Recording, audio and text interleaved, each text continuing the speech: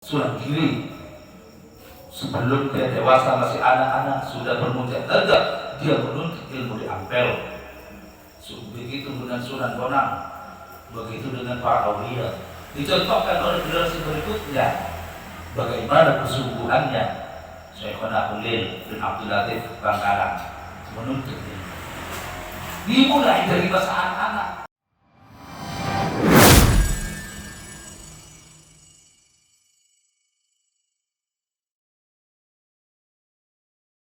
Assalamualaikum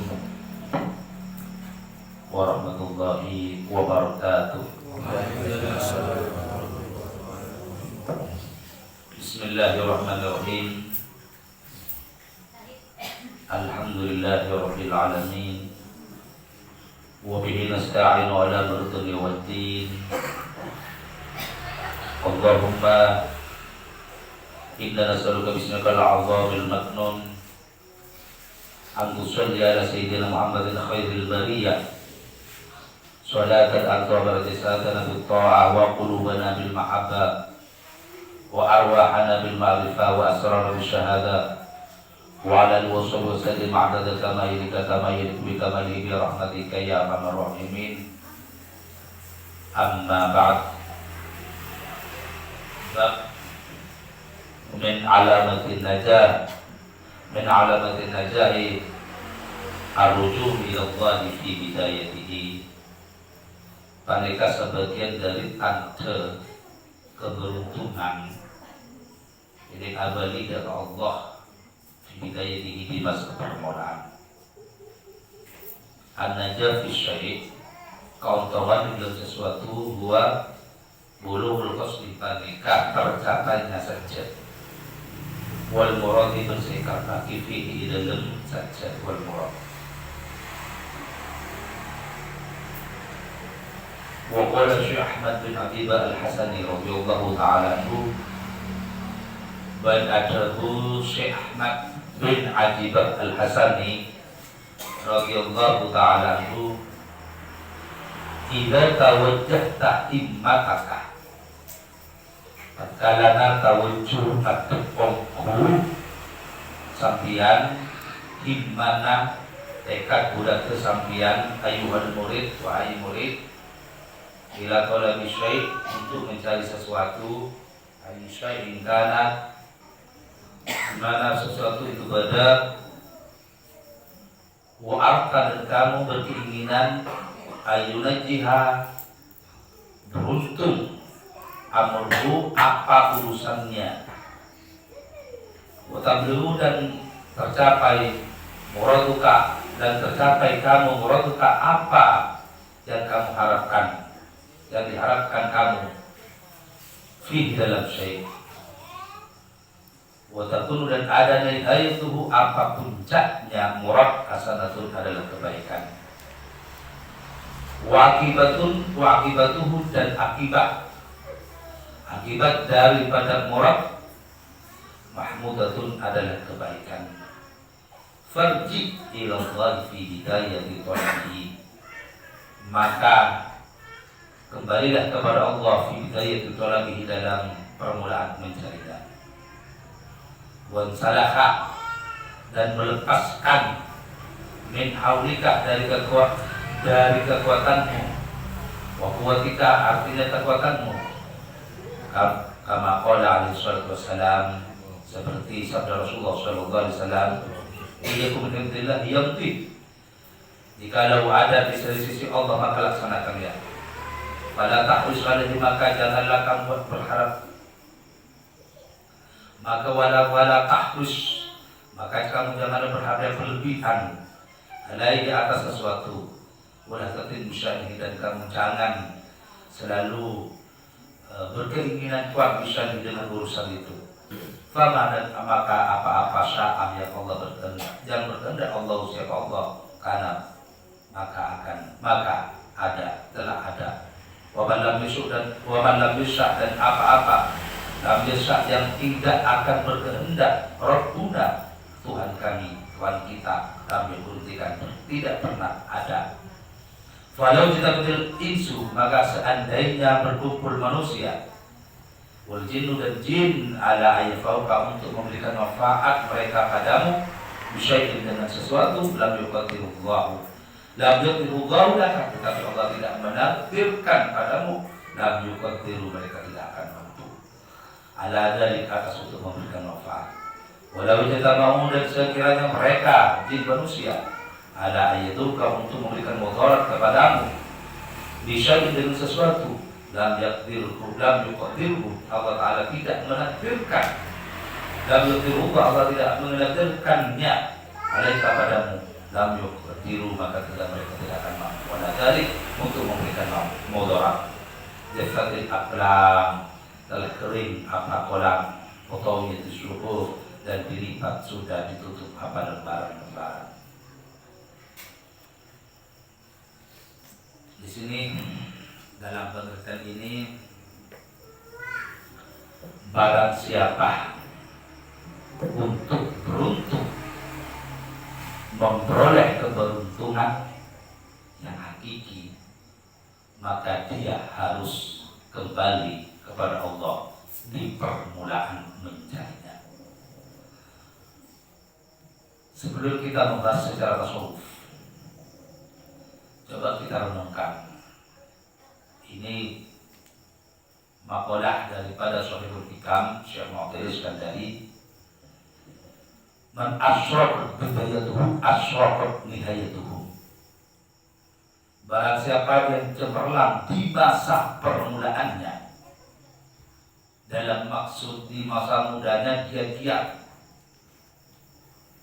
Kita sebelum kita membahas tentang akhirat, kita membahas di dunia. Apabila ada seseorang yang tekun arti dalam bersungguh-sungguh istiqomah mencari dunia,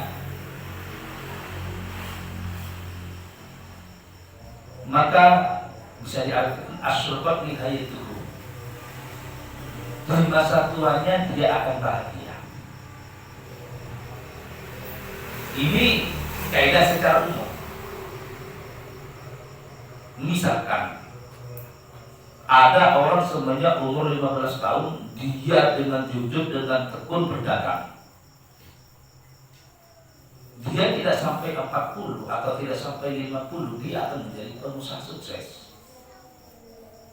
Makanya banyak pedagang tembakau kadang-kadang hanya tamatkan SD, hanya pendidikannya kelas 3 SD. Dari tekunnya, dari uletnya.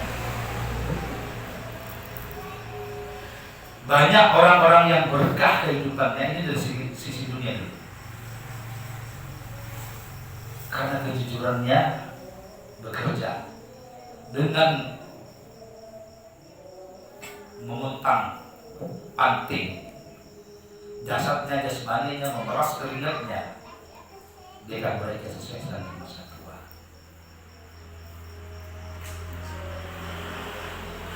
Tidak ada juga orang yang berpayah-payah di masa muda, dia mulainya di masa tua. Tapi bahasa ini bukan ini ya, bahasa kita. Man asyraqat bidayatuhu, yang dimaksud dalam hikam atau dimaksud dalam kalimat di sini, Daudnya Syekh Ahmad bin Hajib Al-Hasani, ini sama-sama musyrik dari Tariqah Syadziliyah radhiyallahu anhu. Barang siapa yang di masa mudanya sudah bersungguh-sungguh kembali kepada Allah, maka dia akan menuai kesuksesan, meraih maqamat wal ahwal di masa tua. Hal ini dicontohkan oleh para ulia. Misalkan Syekh Abdul Qadir Al-Jailani, dia mulai masa 6 tahun, mulai dari umur 6 tahun bukan beralih berenak-enakan, tidak, dihiasi dengan mujahadah, sehingga masa tuanya dia mencapai tingkatan Ghautz zaman atau Qutbul Aqtab. Dicontohkan oleh Imam Syafi'i Hasan Asy-Syadzili, dicontohkan oleh Syekh Abdullah As-Sattar, dicontohkan oleh Syekh Muhammad Bauddin Al-Syabandi, dicontohkan oleh Syekh Muhammad Al-Ghazali, dicontohkan oleh para ulia-ulia dan ulama-ulama semisal Imam Syafi'i, dicontohkan oleh Imam Malik bin Anas, Sayyidina Ahmad bin Hanbal. Mereka di masa mudanya memang orang yang sudah tekad bulatnya luar biasa. Ini bisa dibaca di dekat mana mereka, mahkota mereka, sejarah mereka dicontohkan oleh para generasi sebelum kita. Bagaimana bulatnya para wali songo, semisal Sunan Ampel, semisal Sunan Giri, semisal Sunan Bonang. Dia menuntut ilmu dan bermujahadah, menuntut ilmu di waktu masih kanak, bermujahadah di waktu muda belia. Sunan Giri sebelum dia dewasa masih anak-anak sudah bermujahadah, dia menuntut ilmu di Ampel. Begitu dengan Sunan Bonang, begitu dengan para aulia. Dicontohkan oleh generasi berikutnya bagaimana kesungguhannya Syekhona Khalil bin Abdul Latif Bangkalan menuntut ilmu. Dimulai dari masa anak-anak.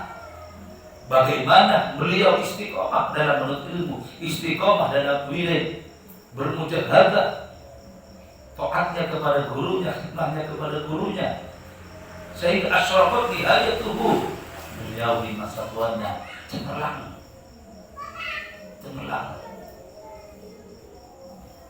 Coba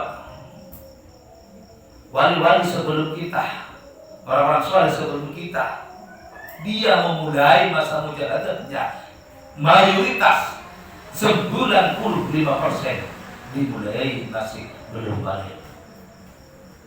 Coba bayangkan seperti Habib Abdullah bin Abdul Qadir Al-Fatih Malang, dia masih anak-anak, masih belum balik. Dia orang yang tekun belajar luar biasa. Beliau kegemarannya ilmu hadis, sehingga dalam memotong ilmu hadis, beliau sering minta tambahan pelajaran pada guru kelasnya. Saya bisa minta tambahan pelajaran pada sampean. Bisa, kapan? Nanti malam jam 12 malam, jam 11 malam. Sedangkan beliau adalah putra dari pendiri Pondok Darul Hadis, sehingga guru-gurunya di kelas tidak mungkin bisa menolak. Jam 12 beliau datang ke gurunya belajar sampai subuh. Setelah subuh beliau belajar lagi terus, datang ibunya sampai 3 kali gurunya sakit, pindah kepada guru yang lain. Gurunya sakit, pindah ke guru yang lain. Bahkan beliau tidak tanggung-tanggung menghatamkan Ihya Ulumuddin kepada ayat hidayah Abdul Qadir Al-Fatih 41 kali. Dia selalu meminta pelajaran. Ini waktu beliau masih belum balik, masih anak-anak. Sehingga tidak heran kalau beliau bisa sanggup menghafalkan kurang lebih 700.000 hadis. 700.000 hadis. Banyak para aulia, banyak para ulama sholihin yang melambangkan kehidupannya asyrafat hidayatuhu.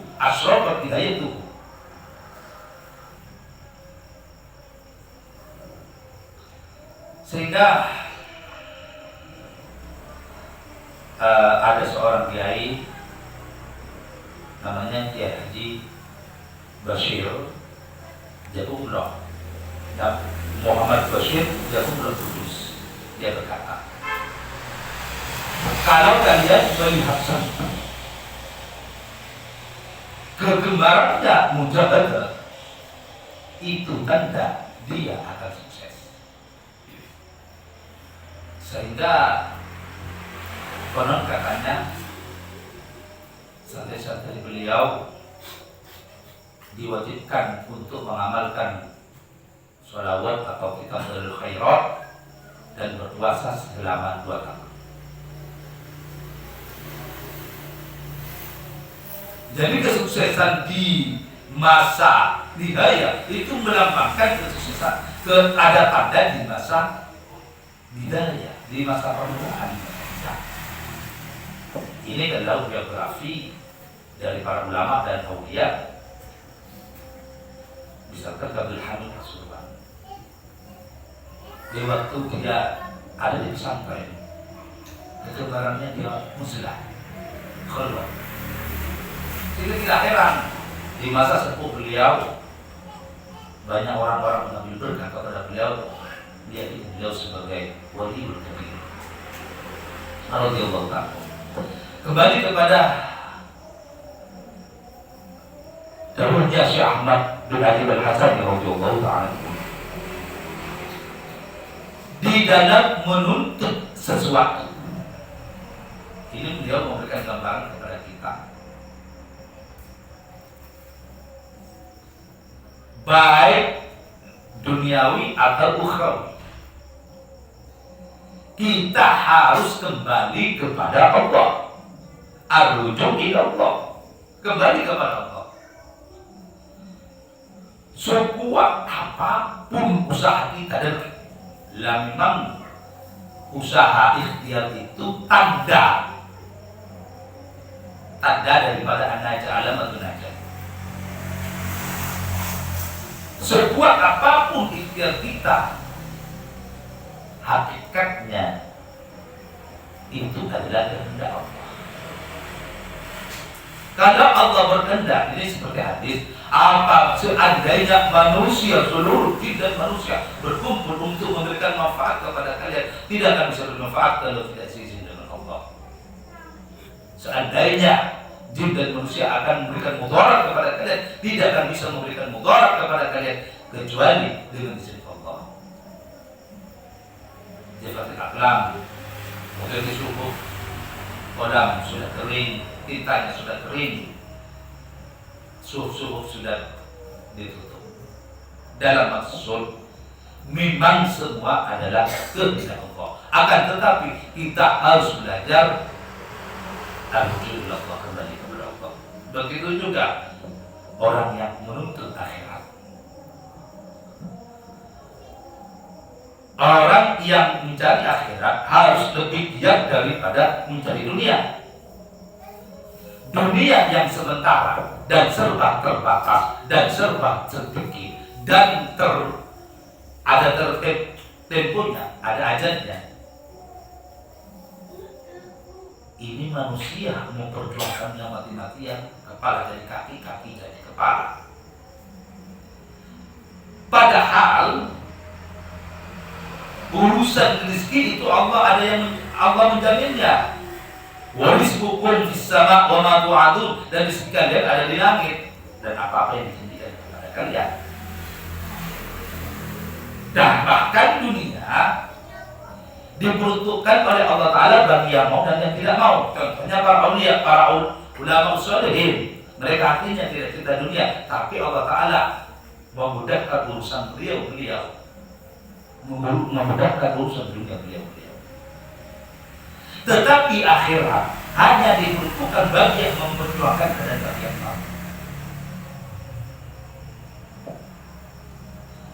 Contohnya, kalau orang tanam jagung pasti ditumbuhi rumput. Kalau tanam rumput, jangan mimpi tumbuh jagung. Rumput ibarat daripada dunia, jagung ibarat daripada akhirat. Orang penuntut akhirat seharusnya itu kembali kepada Allah di masa permulaan. Kenapa?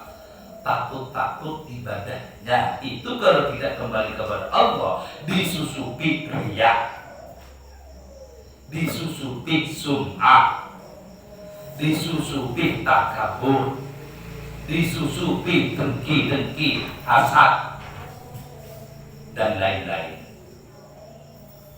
Oleh karena itu dibutuhkan seorang guru, seorang pemimpin, seorang guru, seorang syekh, seorang mursyid dalam untuk mencari akhirat, untuk mencari atau untuk mencari Allah. Karena untuk menuntut rohani kita, jiwa kita. Kalau kita beribadah hanya berdasarkan tekad tekun semangat saja, tetapi dalam batin tidak ada arju ila Allah, khawatir disusupkan syaitan, dihembuskan kesombongan. Wah, saya ibadah, saya berdakwah, saya dai, saya alim, saya lebih baik daripada si fulan. Setan. Setan membiaskan dalam lensa batinnya, dia melihat orang lain ahli maksiat, sehingga dia yasdari ala ghairihi. Apa? Menganggap remeh kepada orang lain dan mengagungkan dirinya sendiri, azama nafsa, kabara nafsa, menyombongkan dirinya sendiri. Ini sebuah penyakit gegana alam. Atau dia tekun gemar beribadah, semangat beribadah, selalu tampil di depan kalau urusan ibadah, akan tetapi dia tidak memiliki guru musik. Apa yang sehingga yang terjadi di al-setan menghembuskan tekunlah kamu oleh setan, oleh iblis agar tambah semangat ibadah. Ayo tekun semangat ibadah, harus kamu tampil di depan, harus tampak ke permukaan, harus kamu dilihat orang-orang. Akan timbul riya, akan timbul ingin mendapatkan tolabul manzilah fi qulubin nas, mendapatkan kedudukan di hati-hati manusia. Manzilah baina qulubin nas, riya timbul, sum'ah timbul, dan itu pun penyakit. Tekun beribadah, semangat beribadah, selalu ada di depan kalau beribadah, akan tetapi dia tidak dituntun dengan tuntunan rohania, tidak kembali kepada Allah, arujud fi hidayatihi, maka dia di tengah jalan akan ada rasa iri, rasa dengki kepada orang lain, rasa iri dan rasa dengki kepada orang lain. Atau dia berjalan bertekun beribadah, dalam ibadahnya yang diingin hanya dunia, sehingga dia tidak ikhlas dalam beribadah, sehingga dia mencari dunia dengan jalan akhirat.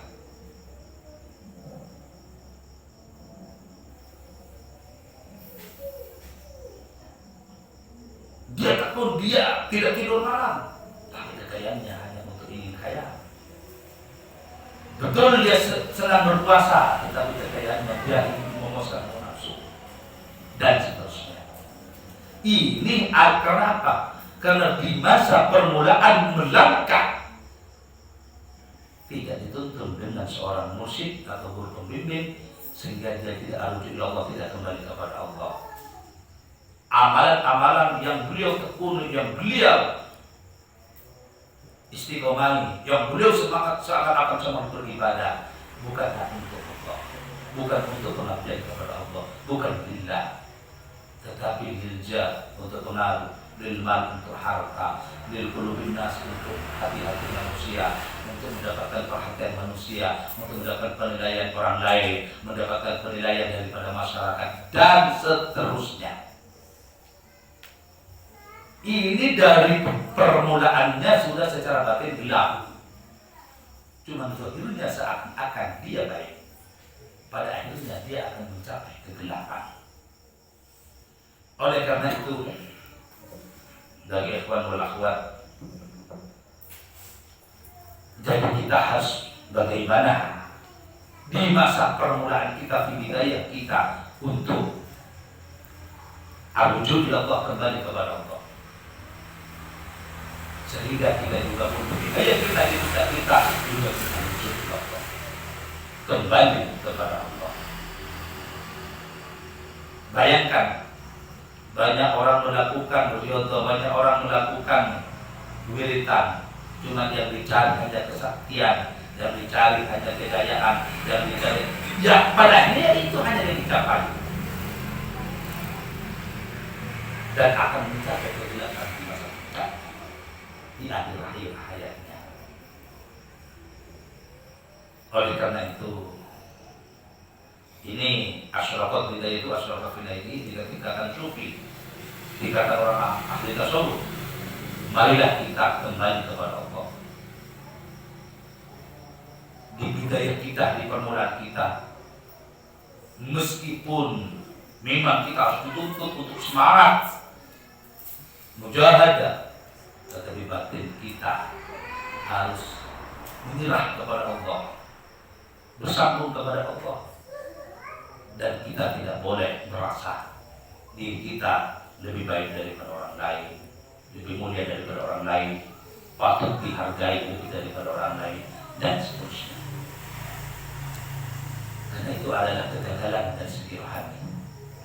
Dan itu dalam kitab Ihya Ulumuddin di juz 3 itu masuk dalam golongan al-muhlikat, golongan orang yang binasa di akhirat kelak.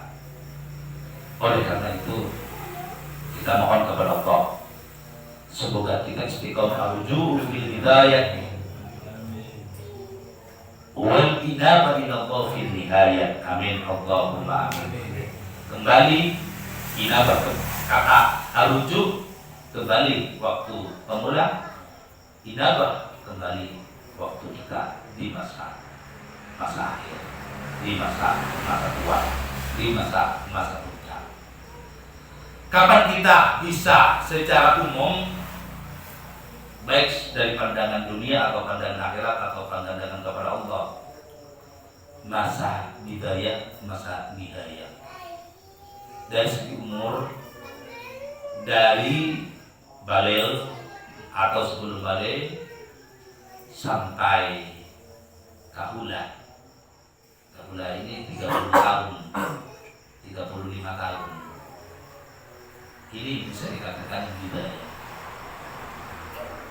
Kalau sudah masa asyikh lugatan man walau arba'ina sana, orang yang sampai asyikh dari segi terminologi bahasa ya, orang yang sampai umurnya 40 tahun. Dari masa 40 tahun sampai mati, sampai wafat, itu adalah nihayah. Jadi saya peringatkan kepada para jemaah, jadi masa sobi, masa terus masa fata, atau istilahnya masa-masa remaja, masa syabab, masa-masa muda sampai kahula 30-35 tahun. Ini dan batas puncaknya kahula bidayah. Dari 40 ke atas ini sudah nihayah, sudah dikatakan nihayah.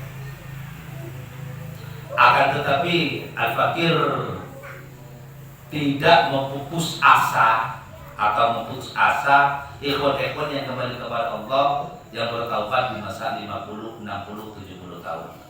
Bersyukurlah, karena di akhir-akhir umur kalian, di masa 70, di masa 60, masih Allah menakdirkan untuk kalian kembali kepada Allah, untuk kembali berzikir kepada Allah.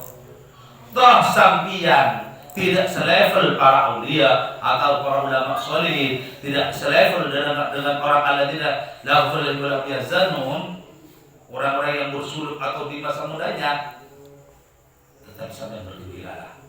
Faman tashabbaha biqaumin fahuwa minhum. Barang siapa yang menyerupai suatu kaum, bagian daripadanya. Dengan kita mengamalkan zikirnya para wali, dengan kita mengamalkan wiridannya para wali kutub, meskipun kita tidak berpangkat, bersemakam atau syahwan dengan beliau radhiyallahu anhum, semoga kita dicatat sebagai pengikutnya atau minhum. Amin Allahumma amin. Amin Allahumma amin. Semoga bermanfaat. Wassalamualaikum warahmatullahi wabarakatuh.